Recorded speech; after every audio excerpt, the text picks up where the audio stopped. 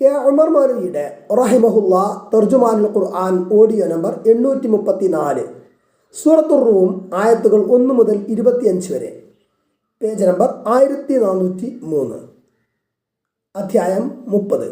സൂറത്തുർ room വചനങ്ങൾ 60-30. അർ-റൂം മക്കയിൽ അവതരിച്ചത്. റോമും പേർഷ്യയും അക്കാലത്തെ ഏറ്റവും പ്രധാനപ്പെട്ട 2 സാമ്രാജ്യങ്ങളായിരുന്നു. ഈ അധ്യായത്തിൻ്റെ ആരംഭത്തിൽ തന്നെ റോമുമായി ബന്ധപ്പെട്ട ഒരു സംഭവം പ്രതിപാദിക്കുന്നു. റോമാക്കാരും പേർഷ്യക്കാരും തമ്മിൽ യുദ്ധങ്ങൾ നടന്നു വന്നിരുന്നു. അഗ്നി ആരാധകരും ക്രൈസ്തവരും തമ്മിലുള്ള പോരാട്ടമാണ് നടക്കുന്നതെന്ന നിലയിലാണ് യുദ്ധത്തെ കണ്ടത്. റോമിലെ ഔദ്യോഗിക ക്രൈസ്തവ സഭ നാസ്തികരായി പ്രഖ്യാപിക്കുകയും സഭാശാസനകളുടെ വിരോധികളായി തീരുകയും ചെയ്ത നെസ്തൂരിയന്മാർ, യാക്കോബികൾ തുടങ്ങിയവരുടെ പിന്തുണ പേർഷ്യക്കുണ്ടായിരുന്നു. ജൂതന്മാരായ 26,000 ഭടന്മാർ കൈസറിൻ്റെ സൈന്യത്തിലുണ്ടായിരുന്നത്രേ. പേർഷ്യക്കാർ ആദ്യം അന്താക്കിയ പിടിച്ചെടുത്തു. ക്രിസ്താബ്ദം 613 ദമസ്കസും 614 ബൈത്തുൽ മഖ്ദിസും കീഴടക്കി. 90,000 ക്രിസ്ത്യാനികൾ കൊല്ലപ്പെട്ടു. വലിയ പള്ളികൾ തകർക്കപ്പെട്ടു. ഒരു വർഷത്തിനകം ജോർദാൻ, ഫലസ്തീൻ, സീനായ് ഉപദ്വീപ് തുടങ്ങിയ പ്രദേശങ്ങൾ കീഴടക്കി. ഈജിപ്ഷ്യൻ അതിർത്തിക്കരികിലെത്തി. 615 റോമിൻ്റെ സഖ്യകക്ഷിയായിരുന്ന അബിസീനിയയിലേക്ക് മുസ്ലിങ്ങൾ ഹിജറ പോയത്. ഇത്രയും ഭാഗം ആമുഖമായിട്ട് ഉമർ മൗലവി റഹിമഹുല്ല കൊടുത്തതാണ്. ബിസ്മില്ലാഹിർ റഹ്മാനിർ റഹീം. പരമകാരുണികനും കരുണാനിധിയുമായ അള്ളാഹുവിൻ്റെ പേരിൽ. അലിഫ് ലാം മീം.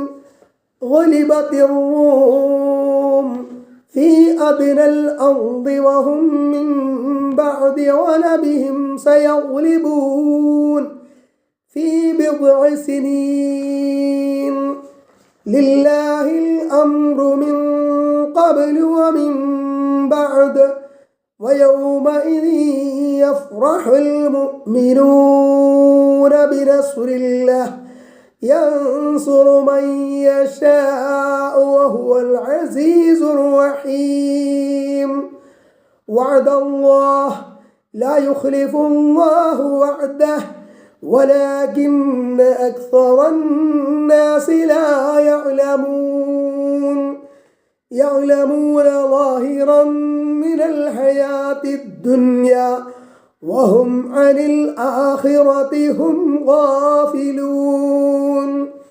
أولم يتفكروا في أنفسهم ما خلق الله السماوات والأرض وما بينهما إلا بالحق وأجل مسمى وإن كثيرا من الناس بلقاء ربهم لكافرون. أولم يسيروا في الأرض فينظروا كيف كان عاقبة الذين من قبلهم كانوا أشد منهم قوة وآثاروا الأرض وعمروها أكثر مما عمروها وجاءتهم رسلهم بالبينات فما كان الله ليظلمهم ولكن كانوا أنفسهم يظلمون. ثم كان عاقبة الذين أساءوا السوء أن كذبوا بآيات الله وكانوا بها يستهزئون. الله يبدأ الخلق ثم يعيده ثم إليه ترجعون. ويوم تقوم الساعة يبلس المجرمون ولم يكن لهم من شركائهم شفعاء وكانوا بشركائهم كافرين. ويوم تقوم الساعة يومئذ يتفرقون فأما الذين آمنوا وعملوا الصالحات فهم في روضة يحبرون وأما الذين كفروا وكذبوا بآياتنا ولقاء الآخرة فأولئك في العذاب محضرون فسبحان الله حين تمسون وحين تصبحون وله الحمد في السماوات والأرض وعشيا وحين تظهرون يخرج الحي من الميت ويخرج الميت من الحي ويحيي الأرض بعد موتها وكذلك تخرجون ومن آياته أن خلقكم من تراب ثم إذا أنتم بشر تنتشرون ومن آياته أن خلق لكم من أنفسكم أزواجا لتسكنوا إليها وجعل بينكم مودة ورحمة إن في ذلك لآيات لقوم يتفكرون ومن آياته خلق السماوات والأرض واختلاف ألسنتكم وألوانكم إن في ذلك لآيات للعالمين ومن آياته منامكم بالليل والنهار وابتغاؤكم من فضله إن في ذلك لآيات لقوم يسمعون ومن آياته يريكم البرق خوفا وطمعا وينزل من السماء ماء فيحيي به الأرض بعد موتها إن في ذلك لآيات لقوم يعقلون ومن آياته أن تقوم السماء والأرض بأمره ثم إذا دعاكم دعوة من الأرض إذا أنتم تخرجون. കെ ഉമർ മൗലവിയുടെ റഹിമഹുല്ലാഹ് തർജുമാനുൽ ഖുർആൻ ഓഡിയോ നമ്പർ 835 സൂറത്തുർ റൂം ആയത്ത് 1 അലിഫ് ലാം മീം അലിഫ് ലാം മീം. രണ്ടാമത്തെ ആയത്ത് ഗുലിബത്തിർ റൂം റോമാക്കാർ തോൽപ്പിക്കപ്പെട്ടു. ഫി അദ്നൽ അർദ്. മൂന്നാമത്തെ ആയത്ത് അടുത്ത നാട്ടിൽ വെച്ച്. നബി സല്ലല്ലാഹു അലൈഹി വസല്ലമയും കൂട്ടുകാരും മക്കാ മുശ്രിക്കുകളുടെ ദ്രോഹം സഹിച്ച് ഒതുങ്ങിക്കഴിഞ്ഞു കൂടിയിരുന്ന കാലത്ത് അറേബ്യക്ക് അടുത്ത സ്ഥലത്ത് വെച്ച് റോമാക്കാരും പേർഷ്യക്കാരും തമ്മിൽ ഒരു യുദ്ധം നടന്നു. റോമാക്കാർ ക്രിസ്ത്യാനികളും പേർഷ്യക്കാർ അഗ്നി ആരാധകരുമായിരുന്നു. യുദ്ധത്തിൽ റോമാക്കാർ പറ്റെ പരാജയപ്പെട്ടു. അപ്പോൾ മക്കാ മുശ്രിക്കുകൾ ഞങ്ങളുടെ ആദർശ ബന്ധുക്കളായ പേർഷ്യക്കാർ മുസ്ലിങ്ങളെപ്പോലെ വേദവിശ്വാസികളായ റോമക്കാരെ തോൽപ്പിച്ചതുപോലെ ഞങ്ങളും ഈ മുസ്ലിങ്ങളെ തോൽപ്പിക്കുമെന്ന് കൊട്ടിഘോഷിച്ചു. മുസ്ലിങ്ങൾ ദുഃഖിതരായിത്തീർന്നു.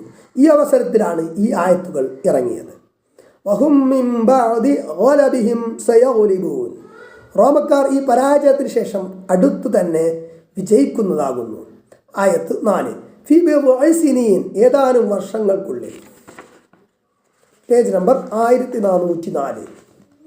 യുദ്ധത്തിൽ റോമാക്കാർ പമ്പെ പരാജയപ്പെട്ട് ഊർധ്വശ്വാസം ഭരിക്കുന്ന അവസ്ഥയിലെത്തി.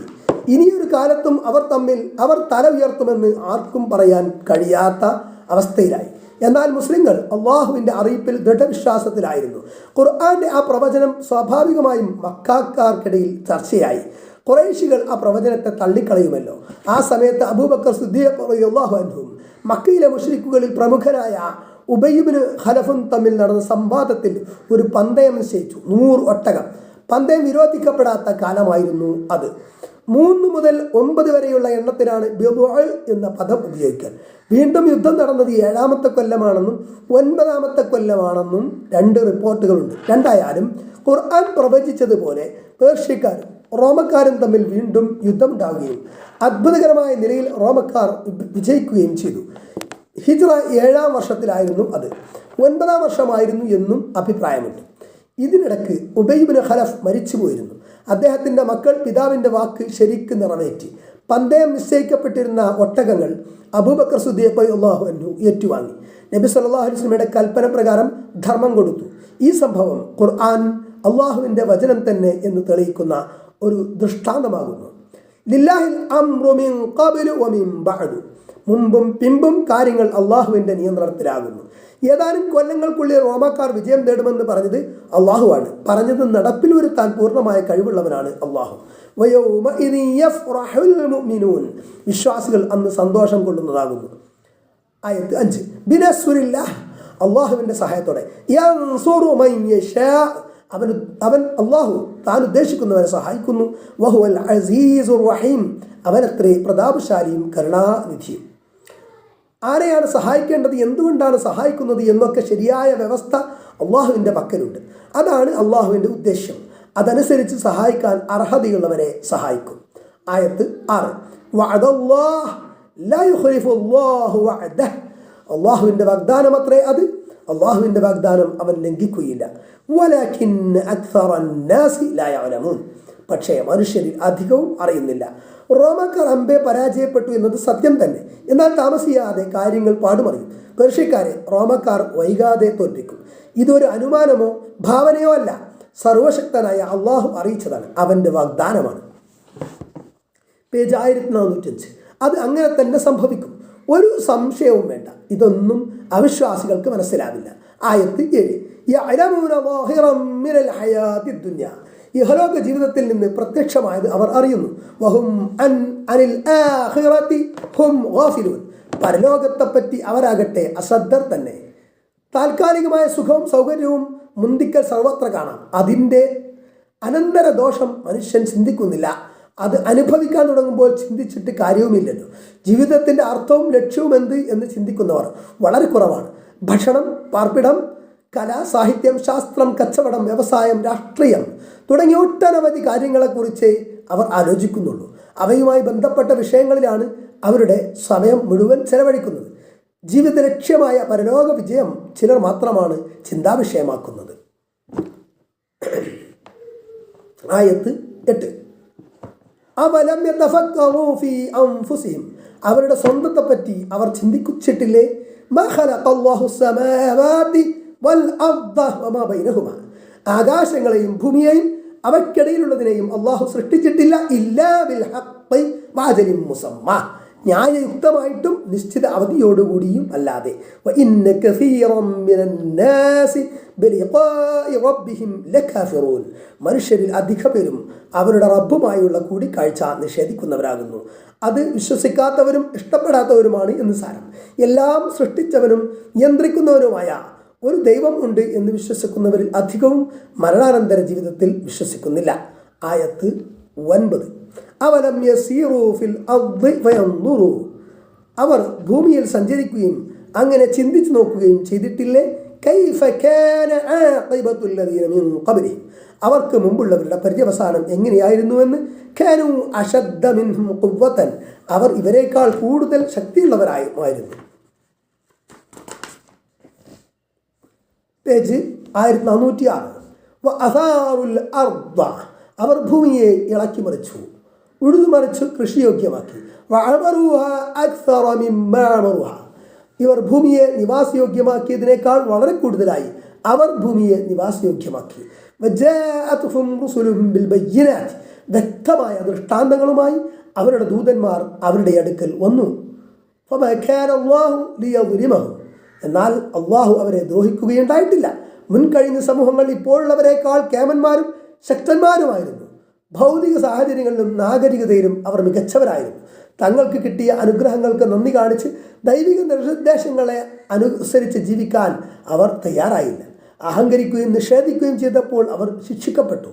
അവരുടെ കർമ്മങ്ങളുടെ ഫലമായിരുന്നു ആ ശിക്ഷ. വലാകിൻ കാനൂ അൻഫുസഹും യദ്ലിമൂൻ, എന്നാൽ അവർ തങ്ങളെ തന്നെ ദ്രോഹിക്കുകയായിരുന്നു. ആയത്ത് 10. അൻകദബു, ആയത്ത് 10. ثم كان عاقبة الذين أساءوا السوء, പിന്നീട് തിന്മ ചെയ്തവരുടെ പര്യവസാനം ഏറ്റവും കഷ്ടമായിത്തീരുന്നു. അൻകദബു ബിആയാത്തില്ലാഹ്, അല്ലാഹുവിൻ്റെ ദൃഷ്ടാന്തങ്ങൾ അവർ കളവാക്കുകയും വകാനൂ ബിഹാ യസ്തഹ്സിഊൻ, അതിനെ അവർ പരിഹസിച്ചു കൊണ്ടിരിക്കുകയും ചെയ്തതിനാൽ. ഒട്ടനവധി സമൂഹങ്ങൾ മുമ്പ് കഴിഞ്ഞു പോയിട്ടുണ്ട്. അവരിലേക്കെല്ലാം ദൈവദൂതന്മാർ അയക്കപ്പെട്ടിട്ടുമുണ്ട്. അള്ളാഹുവിൻ്റെ മതത്തിലേക്ക് അവരെ ക്ഷണിക്കുകയും ചെയ്തു.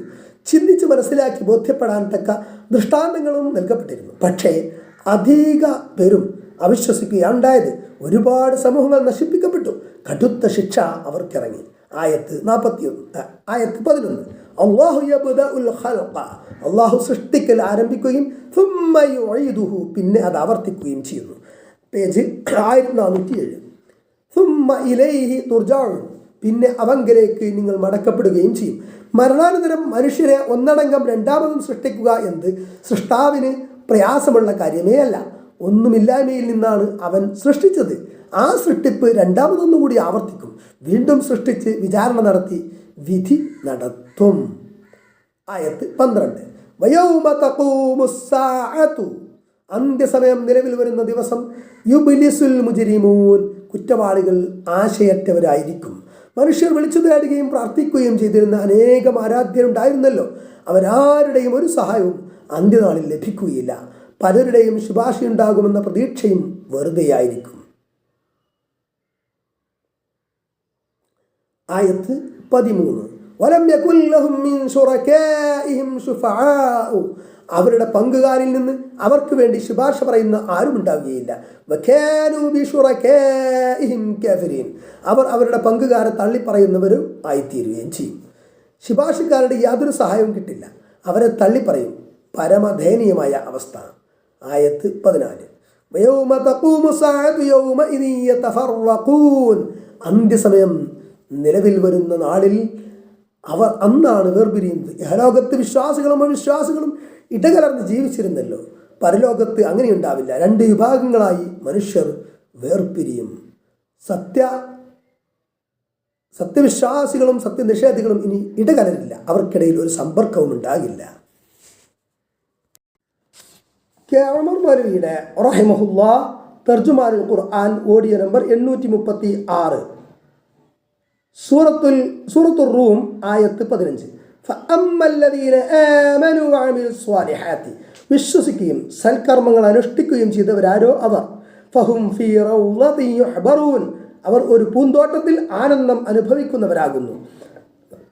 ആയത്ത് 16. വഅമ്മല്ലദീന കഫറു വകദ്ദബു ബിആയാതിനാ വലിഖാഇൽ ആഖിറതി, നിഷേധിക്കുകയും നമ്മുടെ ദൃഷ്ടാന്തങ്ങളെയും പരലോകത്തെ കൂട്ടിക്കാഴ്ചയെയും കളവാക്കുകയും ചെയ്തവരാരോ അവർ. Page number 1408. ഫഉലൈക ഫിൽ അദാബി മുഹ്ദറൂൻ, അവർ ശിക്ഷയിൽ ഹാജരാക്കപ്പെടുന്നവരാകുന്നു. സന്തോഷത്തോടെയും ഉത്സാഹത്തോടെയും അവരങ്ങോട്ട് പോകുകയില്ല. അവരെ മലക്കുകൾ പിടിച്ചുകൊണ്ടുപോയി ശിക്ഷയിൽ തള്ളുകയാണ് ചെയ്യുക. ആയത്ത് 17. ഫസുബ്ഹാനല്ലാഹി ഹീന തുംസൂന വഹീന തുസ്ബിഹൂൻ, അതിനാൽ നിങ്ങൾ സന്ധ്യയാകുന്ന സമയത്തും പ്രഭാതമാകുന്ന സമയത്തും അള്ളാഹുവിൻ്റെ പരിശുദ്ധിയെ പ്രകീർത്തിക്കുക. ആയത്ത് 18. വലഹുൽ ഹംദു ഫിസ് സമാവാതി വൽ അർദി, ആകാശങ്ങളിലും ഭൂമിയിലും സർവസ്തുതിയും അവനാകുന്നു.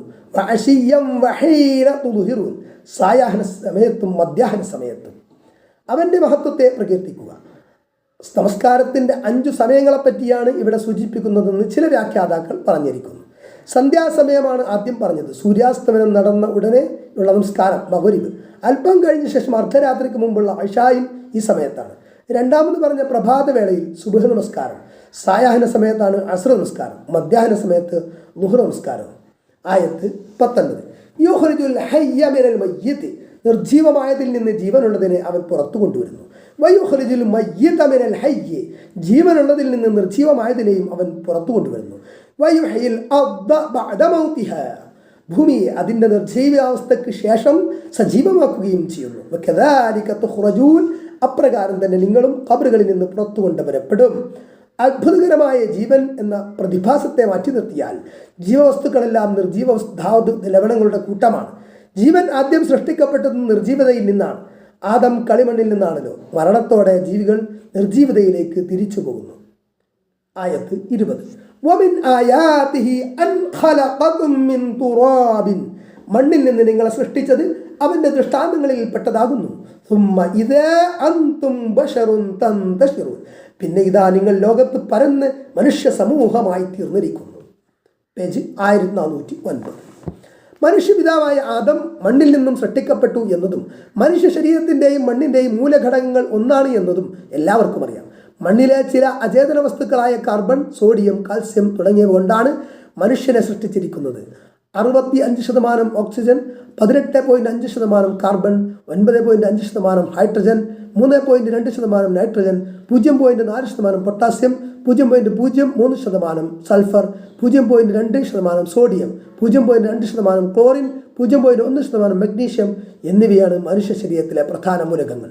Boron, chromium, cobalt, copper, fluorine, iodine, iron, manganese, silicon, molybdenum, selenium, tin, vanadium, zinc എന്നീ മൂലകങ്ങളും നേരിയ അളവിൽ മനുഷ്യ ശരീരത്തിലുണ്ട്. ഈ മൂലകങ്ങളെല്ലാം കളിമണ്ണിലുള്ളവയാണ്. ഈ ധാതുക്കളുടെ ഘടനയിലൊന്നും കാണാത്ത വിചാരം, വികാരം, ബുദ്ധി, ബോധം, ഭാവന തുടങ്ങിയ ആശ്ചര്യകരങ്ങളായ കഴിവുകൾ മനുഷ്യനിൽ നിക്ഷേപിച്ചിരിക്കുന്നു. മനുഷ്യനെ മണ്ണിൽ നിന്നും സൃഷ്ടിച്ചത് അള്ളാഹുവിൻ്റെ ദൃഷ്ടാന്തങ്ങളെ പെട്ടതായി പ്രത്യേകം എടുത്തു പറഞ്ഞതിൻ്റെ പിന്നിൽ മഹത്തായ ഒരു തത്വം ഗ്രഹിക്കാം. ഓരോ വസ്തുവിൻ്റെയും പ്രാധാന്യം രൂപപ്പെടുന്നത് അതിൻ്റെ മൂലഘടകത്തിലും നിർമ്മാണ പ്രക്രിയയിലുമാണ്. ഇരുമ്പ്, സ്വർണം, വെള്ളി, സ്റ്റീൽ, ചെമ്പ്, പിച്ചള, അലുമിനിയം ഇവയെല്ലാം രൂപഘടന നൽകുന്നതിനുള്ള വൈദഗ്ധ്യം ഇതിൽ കണക്കിലെടുക്കപ്പെടുന്നു. ഓരോ രാഷ്ട്രത്തിൻ്റെ സാമ്പത്തിക ഭദ്രത നിശ്ചയിക്കപ്പെടുന്നത് അവരുടെ സ്വർണ്ണ നിക്ഷേപത്തിൻ്റെ തോതനുസരിച്ചാണ്. എന്നാൽ യാതൊരു വിലയുമില്ലാത്ത കളിമണ്ണ് കൊണ്ട് സൃഷ്ടിച്ച് രൂപപ്പെടുത്തിയ മനുഷ്യൻ ഭൂമിയിലും ആകാശങ്ങളിലും ആധിപത്യം നേടുന്നവനായി തീർന്നു. മാത്രമല്ല, യുഗയുഗാന്തരങ്ങളിലൂടെ ധരിച്ച് ജീവിച്ച അനേക കോടി മനുഷ്യർ പരസ്പരം തിരിച്ചറിയാവുന്ന വ്യത്യസ്ത മുഖങ്ങളും രൂപഭാവങ്ങളും ശബ്ദവും നിറഭേദങ്ങളും ഭാഷാ വൈവിധ്യങ്ങളുമായി തരംതിരിക്കപ്പെട്ടിരിക്കുന്നു. ഒരേ മൂലഘടകങ്ങളിൽ നിന്നും സൃഷ്ടിക്കപ്പെട്ട മനുഷ്യർ അറിവിലും വിശ്വാസാചാരങ്ങളിലും എന്തെന്ത് വ്യത്യാസങ്ങളാണുള്ളത്. എന്തിനേറെ അനേകായിരം കോടി മനുഷ്യരിൽ നിന്നും ഒരാളെ വിരലടയാളം മറ്റൊരാളുമായി ഒട്ടും സാമ്യമാകത്തക്ക വിധം വ്യത്യസ്തമായി സൃഷ്ടിച്ചത്. സാമ്യമാകാത്ത വിധം വ്യത്യസ്തമായി സൃഷ്ടിച്ചത് അവനാണ്. സൂറത്തുൽ ഖിയാമയിൽ ഇക്കാര്യം പ്രസ്താവിച്ചതിൻ്റെ പൊരുൾ ലോകം ഇന്ന് ഗ്രഹിച്ചിരിക്കുന്നു. അള്ളാഹുവിൻ്റെ ദൃഷ്ടാന്തങ്ങളിൽ പെട്ടതാകുന്നു എന്ന വചനം എല്ലാ വ്യാഖ്യാനങ്ങൾക്കും അതീതമായ മഹത്വങ്ങളുടെ സമ്മേളനം തന്നെ.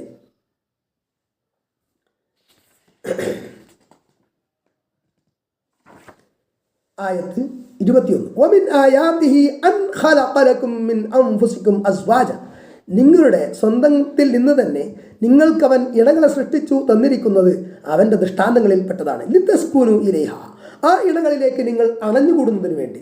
വജഅല ബൈനകും മവദ്ദതൻ വറഹ്മ, നിങ്ങൾക്കിടയിൽ സ്നേഹത്തെയും കാരുണ്യത്തെയും അവൻ ഉണ്ടാക്കുകയും ചെയ്തതും. ഇന്ന ഫീ ദാലിക ലആയാതിൻ ലിഖൗമിൻ യതഫക്കറൂൻ, നിശ്ചയമായും ചിന്തിച്ച് മനസ്സിലാക്കുന്ന ആളുകൾക്ക് അതിൽ ദൃഷ്ടാന്തങ്ങളുണ്ട്. മനുഷ്യരെ ആണും പെണ്ണുമായി അള്ളാഹു സൃഷ്ടിച്ചു.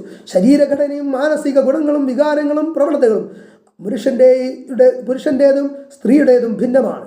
അവയ്ക്കിടയിൽ ഓരോന്നും മറ്റേതിന് ജോഡിയാകുന്ന തരത്തിലാണ് സൃഷ്ടിപ്പിൻ്റെ സംവിധാനം. ആണിൻ്റെയും പെണ്ണിൻ്റെയും എണ്ണത്തിലുള്ള ഒരു സന്തുലിതത്വം സൃഷ്ടിയുടെ തുടക്കം മുതലേ പാലിച്ചു വന്നതായി കാണാം. ഏതെങ്കിലും ഒരു പ്രദേശത്ത് ആൺകുട്ടികൾ മാത്രം അല്ലെങ്കിൽ പെൺകുട്ടികൾ മാത്രം ജനിക്കുക എന്നത് സംഭവിച്ചിട്ടേയില്ല. Page number 1410. മനുഷ്യന്യതിൽ യാതൊരു നിയന്ത്രണവുമില്ല. ഈ ദാമ്പത്യമെടുക്കാം. ആണും പെണ്ണും തുല്യതയിലുള്ള രണ്ട് വർഗങ്ങൾ. അടിസ്ഥാന ഘടകങ്ങൾ ഒന്നു തന്നെ, എങ്കിലും ശരീരഘടനയിലും മാനസിക ഗുണങ്ങളിലും വികാരങ്ങളിലും പ്രവണതകളിലും വ്യത്യാസങ്ങളുണ്ട്. അവയ്ക്കിടയിൽ ഓരോന്നിനും മറ്റേത് ഒത്ത ജോഡിയാവുക എന്ന് യോജിപ്പുണ്ട്. ശാരീരികവും മാനസികവുമായ അഭിലാഷങ്ങളുടെയും സംയോജനം അത്ഭുതമാണത്. പുരുഷന്റെ പ്രകൃതിപരമായ ആവശ്യങ്ങൾ സ്ത്രീയിലൂടെയും സ്ത്രീയുടെ പ്രകൃതിപരമായ താല്പര്യങ്ങൾ പുരുഷനിലൂടെയും നിവർത്തിക്കപ്പെടുന്നു. അങ്ങനെ ഇരുകൂട്ടരും ബന്ധപ്പെട്ട് ശാന്തി തേടുന്ന രൂപത്തിലാണ് സൃഷ്ടിപ്പ്.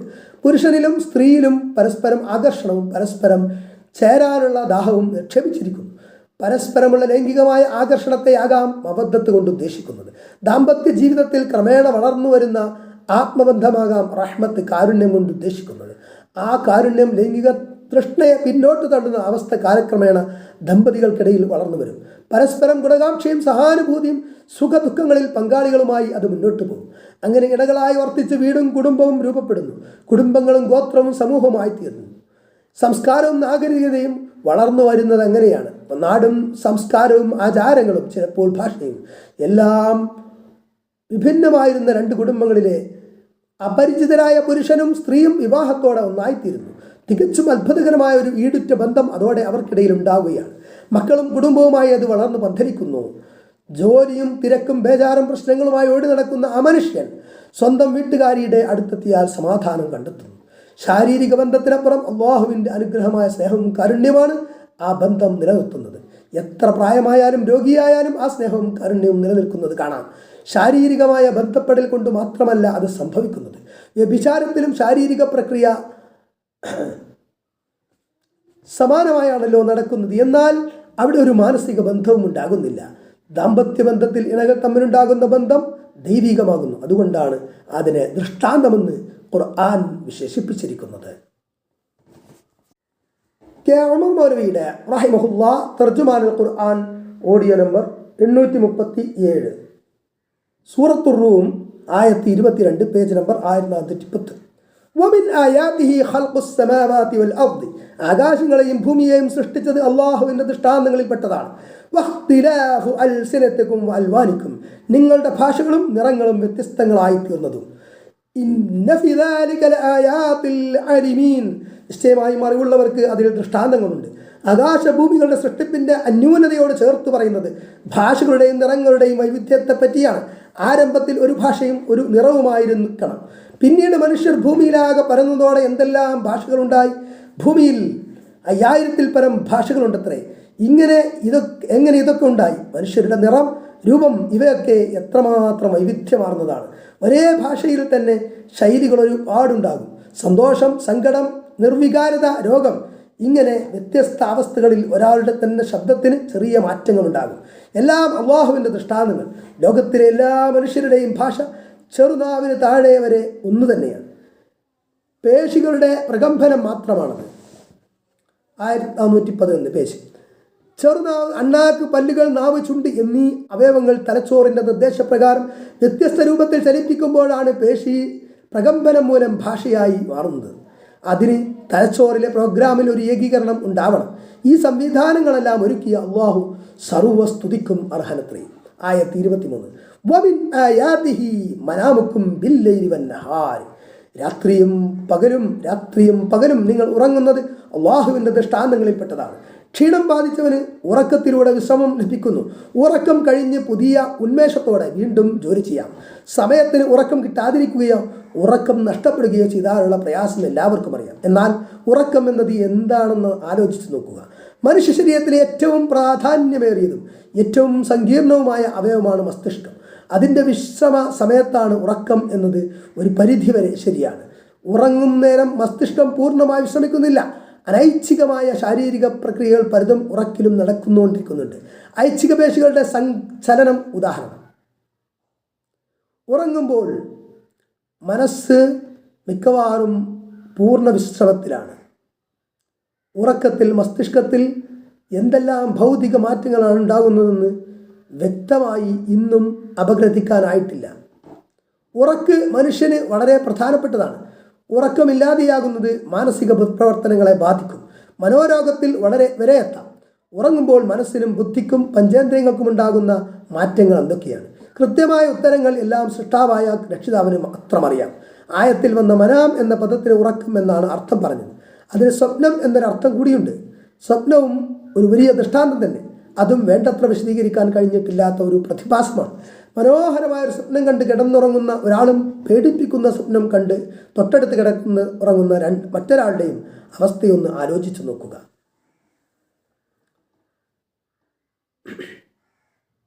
ഇവിടെ അതായത് പേശികളുടെ ചലനം എന്ന് പറഞ്ഞാൽ എല്ലാതരം പേശികളും ചലിക്കാനുള്ള സാധ്യത ഉണ്ട്. ആന്തരിക അവയവങ്ങളുമായിട്ട് ബന്ധപ്പെട്ട പേശികൾ ചലനം നടക്കുന്നുണ്ട്.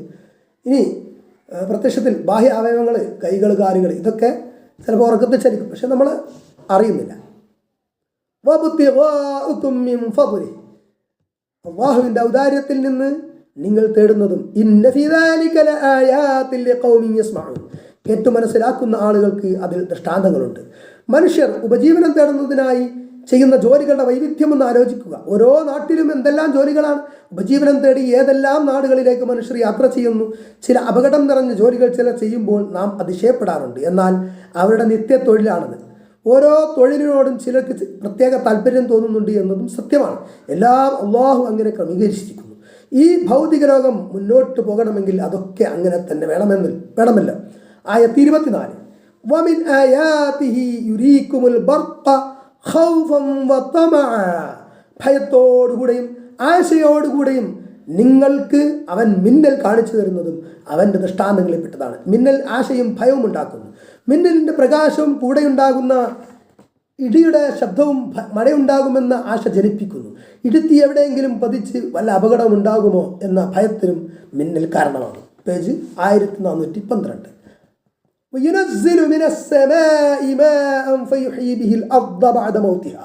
ആകാശത്തിൽ നിന്നും വെള്ളമിറക്കുകയും അങ്ങനെ ആ വെള്ളം മുഖേന നിർജീവാവസ്ഥയ്ക്കു ശേഷം ഭൂമിയെ സജീവമാക്കുന്നു. മഴയാണ് കൃഷിയുടെയും ഭക്ഷ്യോൽപാദനങ്ങളുടെയും വളർച്ചയ്ക്ക് ആധാരം. മഴ നേരിട്ട് കിട്ടുന്നവയുമുണ്ട്. മഴവെള്ളം ശേഖരിക്കപ്പെടുന്ന ജലാശയങ്ങളും തോടുകളും പുഴകളും എല്ലാം ഭക്ഷ്യോൽപാദനത്തെ സഹായിക്കുന്നു. ശുദ്ധജലം നിറഞ്ഞ നദികൾ, കുളങ്ങൾ, കിണറുകൾ എന്നിവയെ ആശ്രയിച്ചാണ് കരജീവികൾ നിലനിൽക്കുന്നത്. ഈ ജലസ്രോതസ്സുകളിലെ ജലം ഉപയോഗിക്കപ്പെട്ടും ബാഷ്പീകരിക്കപ്പെട്ടും കുറയുമ്പോഴോ വറ്റിപ്പോകുമ്പോഴോ അത് നികത്തുവാൻ വെള്ളം ലഭ്യമാകുന്നത് മഴയിലൂടെയാണ്. മഴ പെയ്യുന്നതെങ്ങനെ? അതിൻ്റെ സംവിധാനങ്ങൾ റബ്ബ് ഒരുക്കി വച്ചിരിക്കുന്നത് അത്ഭുതം തന്നെയാണ്. ഇന്ന ഫീ ദാലിക ലആയാതിൻ ലിഖൗമിൻ യഖിലൂൻ, നിശ്ചയമായും ചിന്തിക്കുന്ന ആളുകൾക്ക് അതിൽ ദൃഷ്ടാന്തങ്ങളുണ്ട്. ആയത്ത് 25, വമിൻ ആയാതിഹി അൻ തഖൂമസ് സമാഉ വൽ അർദു ബിഅംരിഹി, അവൻ്റെ കൽപ്പന അനുസരിച്ച് ആകാശവും ഭൂമിയും നിലനിൽക്കുന്നു എന്നത് അവൻ്റെ ദൃഷ്ടാന്തങ്ങളിൽപ്പെട്ടതാണ്. പിന്നെ ഭൂമിയിൽ നിന്ന് അവൻ നിങ്ങളെ ഒരു വിളിക്കുമ്പോൾ അപ്പോഴതാ നിങ്ങൾ പുറത്തു വരികയായി. മനുഷ്യന് കാണാനും അനുഭവിക്കാനും സാധിക്കുന്ന വിവിധങ്ങളായ ദൃഷ്ടാന്തങ്ങളെപ്പറ്റി ചിന്തിക്കാൻ ആഹ്വാനം ചെയ്തതിനു ശേഷം പ്രപഞ്ചത്തിൻ്റെ ഒന്നാകെയുള്ള നിലനിൽപ്പിനെ പറ്റി ചൂണ്ടിക്കാണിക്കുന്നു.